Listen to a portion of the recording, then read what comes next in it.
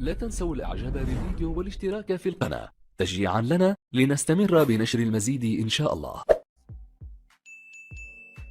نبدأ بالصلاة على رسولنا الكريم محمد صلى الله عليه وسلم، فصلوا على خير البشر.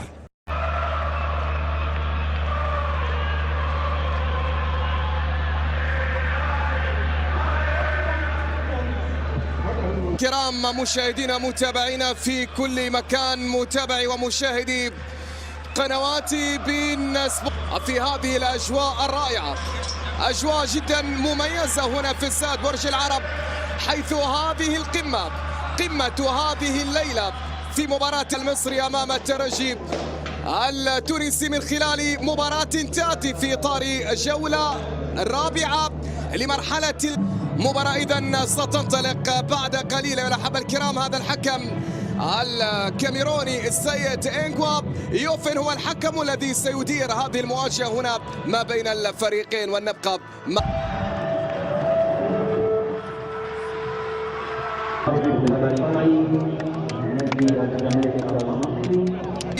هنا الزمالك يرفع راية الفرصة الأخيرة وسط الملعب، يتوج بعد ذلك عن طريق الثامنة من زمن شوط المباراة الأول من هذه القمة ما بين الفريقين. لكن هنا انطلاقة زملكاوية، فرصة قائمة من أجل الأول زيزو يحاول يراوغ، يريد أن يسدد، ممتازة جميلة، هذه جول الله!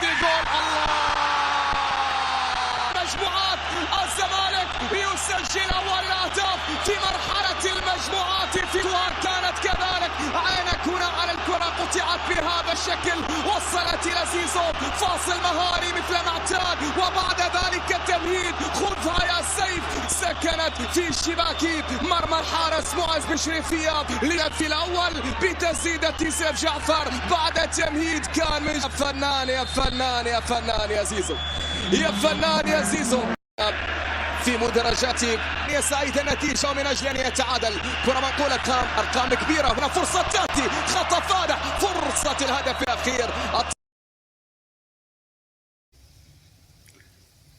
طلعنا برجالة أرموز غنونة.